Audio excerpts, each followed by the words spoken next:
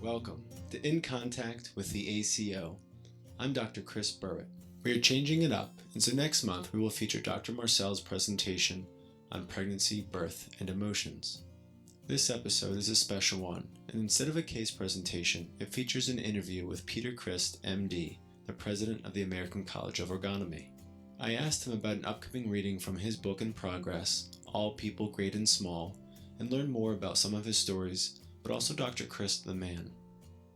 In the ACO patient presentations, we see primarily the patient side of the doctor-patient relationship, and so this interview and some of his stories show the doctor side of this emotional, intimate, and very human relationship.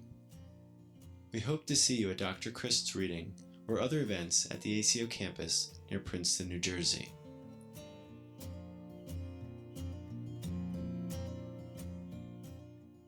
Dr. Crist, thanks for your time.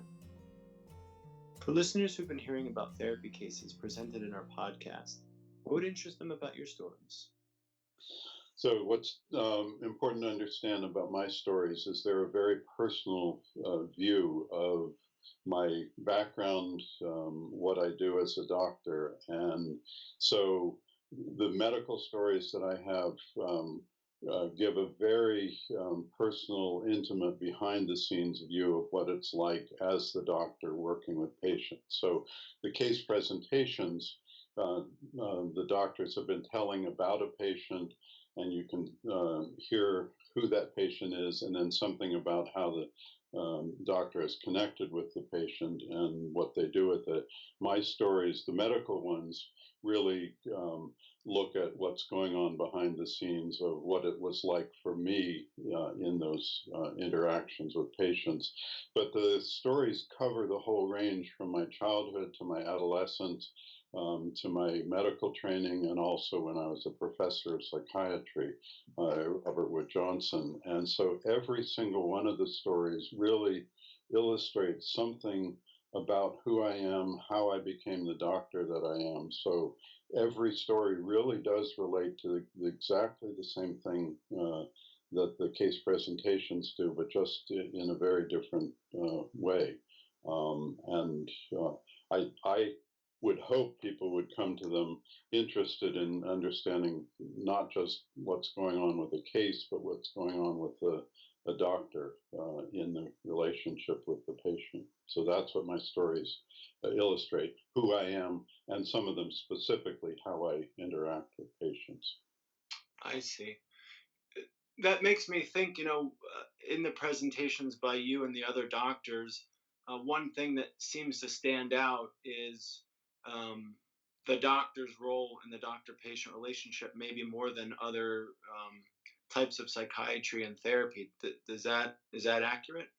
Yes, I would say absolutely that's accurate. And one of the stories that I'll be reading this time, in fact, I'm going to be opening with it, is a story about the first patient I had as a medical intern during my medical training. And it really is the story about the relationship between me and this patient. I was inexperienced, and it was purely my relationship with him that allowed me to understand what was going on with him and help him. So yes, absolutely. The approach that we take as medical ergonomists is a fresh approach, really looking at how crucial it is for the doctor to have a deep relationship with the patient. In fact, and thinking about talking with you, that's one of the things that came to me is that doctor-patient relationship. I think is, I call it a sacred relationship, and I don't mean that in a mystical, religious way. It is a profoundly intimate relationship, more than any other relationship, including people's relationships with their family. There are things that happen between doctors and patients that nobody else sees or hears about. And that's part of what your stories can do, open up that relationship to the public to experience a little bit of that? Yes, yeah, very well put, yes. And then for people who are familiar with you or your stories, what might they be surprised about in this reading? Oh boy, people always ask me what what might surprise them. Um, I mean, people who don't know me might be surprised at how um, sensitive I am and how much I'm affected by my patients, how much I'm affected by everything that I'm around. People who do know me, they have heard stories that illustrate that. But one story that I will be reading this time, I don't think many people know the experience I had at age 16 hitchhiking across the country and what I learned in those 4 days. Wow. I think they may be surprised. Yes. Wow.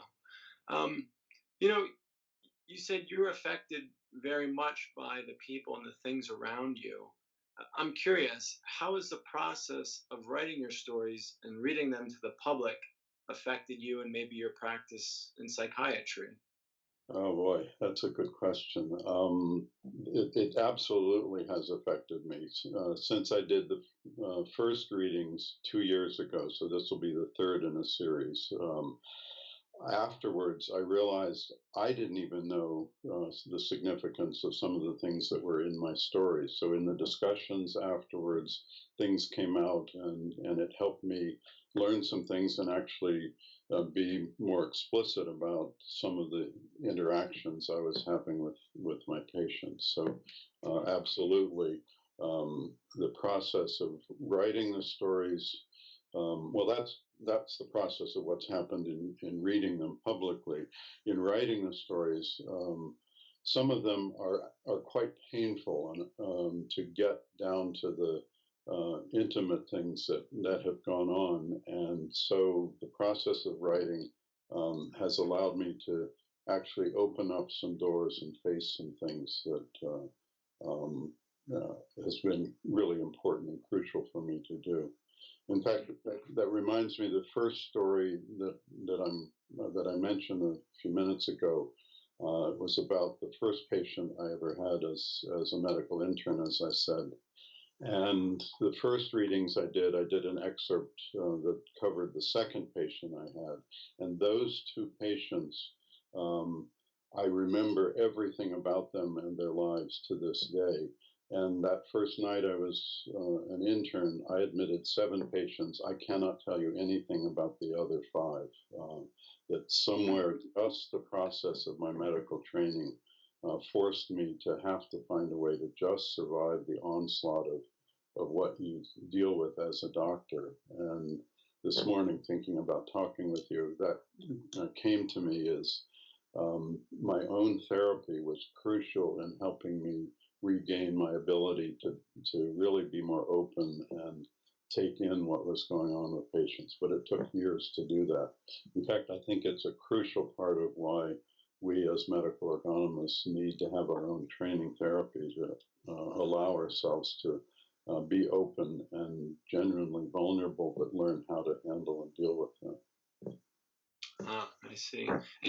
You mentioned admitting 7 patients, and it just made me think of, you can hear 20 patients being admitted these days in a long shift, and you only wonder, how that affects doctors today uh, as medicine has changed over the years. I know. I feel very fortunate to have trained in a period, even though it was difficult training, there still was a much more human view and much more human approach. Things have, since then, have become even more mechanical than they were then. Yeah. And that reminds me, one of the other stories that I'm reading this time gives an illustration of my love of science. I've called it Krebs cycle energy, and my disappointment in freshman biology, realizing that biology, as it was taught, was not just looking at nature the way I loved to do as a child, but this dry biochemical mechanical approach. And I'm afraid so much of medicine has also been taken over by that approach. Yeah, that reminds me of my own studies in biology where, they give you the definition biology is the study of life, and then you kind of want to find out where's the life in this Yeah, semester. yeah, that's exactly what that story is about. So Oh, it wonderful. if people have any interest in science, it's those kinds of stories that will give a sense of how my learning. I mean, I feel very fortunate to have learned about orgonomy when I was 16 years old because it allowed me to take an absolutely fresh approach to looking at science and realized it doesn't have to be that dry biochemical approach. I see. And so I'm thinking, I attended one of your readings, and you mentioned how um, writing up the stories really helped you look at some of your experiences. What I remember is they shed a new light on my own life and my own childhood. I don't remember the story right now, but there was one that talked about when you were young. And um, so just hearing your story and you painting that picture of your childhood helped me look at my own. I'm curious, do other listeners have they mentioned something like that, or what feedback have you gotten about your stories so far? Yeah, I've gotten exactly that feedback, which has been very gratifying. As I wrote them as these are my personal experiences, and that reading them publicly and having the discussion afterwards is what really kind of surprised me. Is they are far more universal than I realized. I thought it was just my experiences. But you may be referring, there was one story that I read called Waltzing with Kitty about my crush on a young girl in my seventh grade class called Kitty LaForce. And afterwards, even to this day, people who were there said, you know, I keep thinking about Kitty. So I don't know whether the stories this time will have that same kind of universality. It's funny, I don't know it until I put them out there and get responses like that. So I'm hoping there are some, but I'm often surprised at what's more universal than I realize. So I see. And so that's what you mean when you say you're still learning what your book is about. Is that what you yes, mean? yes, yep, that's very much what I mean. Yeah, that's part of what I mean. Yep. Yeah. Uh-huh. Yeah. Well, I think that's very exciting because I don't think you hear that often when you hear an author talk about their book. You know, they're still learning about really what it's about, and I think that says something about you that to me is exciting. That you're always learning from what you're doing, and it's not. It doesn't end with you writing the words on the page.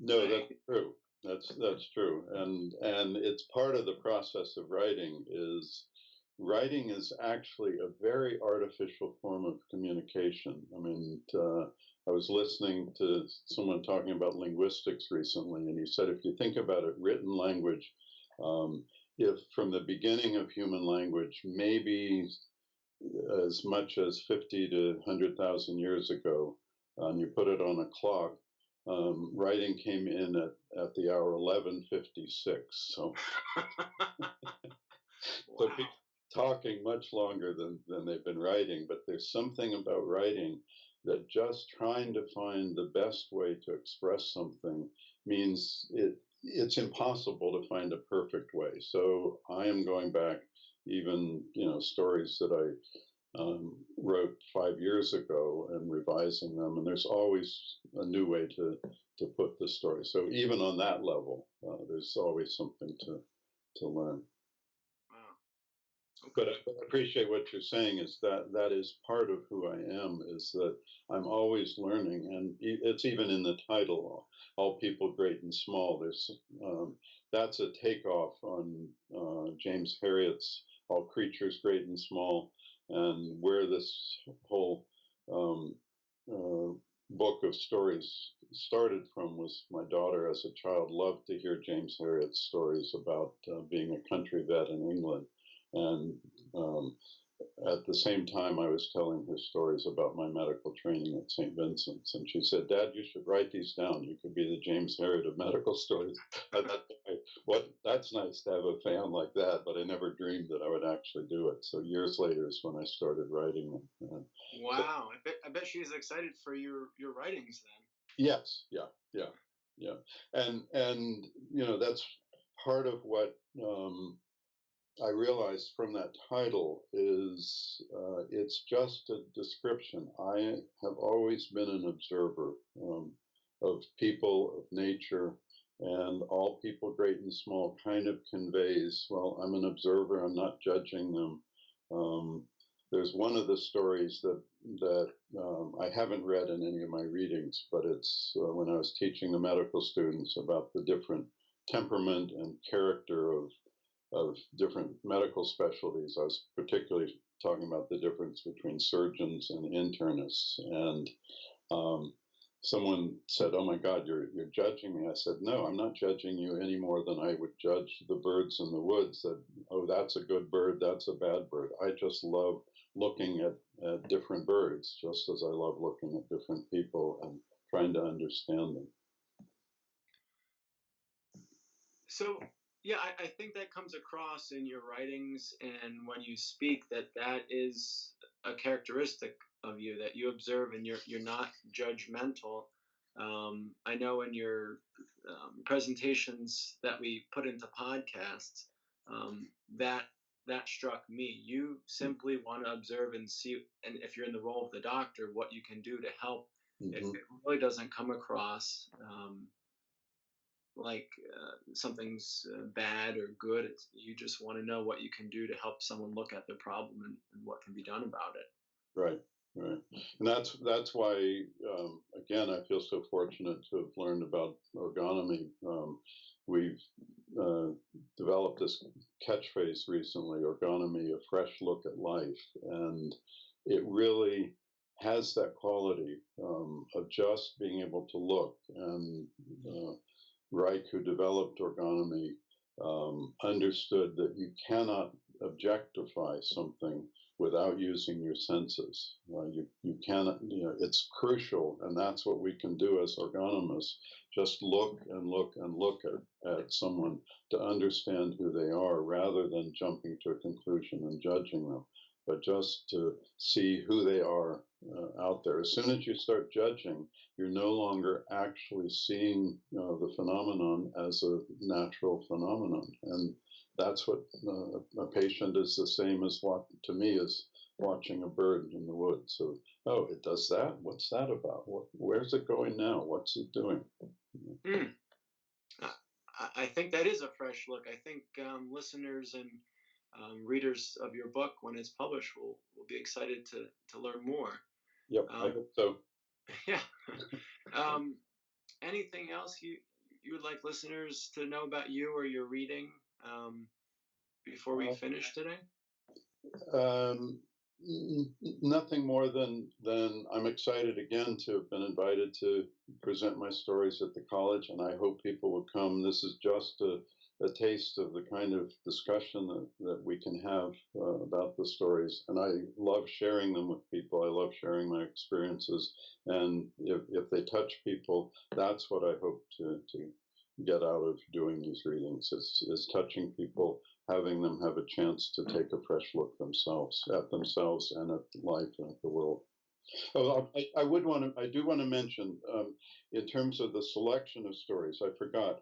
This year, since it's an election year, I decided to include two stories that are related to socio-political questions. One is about, yeah, and that's such a hot topic and a difficult topic. And as ergonomists, we understand the difference in the character of someone's sociopolitical life as well as their individual life. So, but it so easily gets into a judgmental, he's good, she's bad.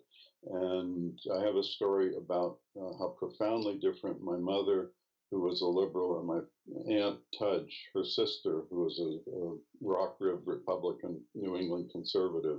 And it just shows that story just shows so clearly that difference.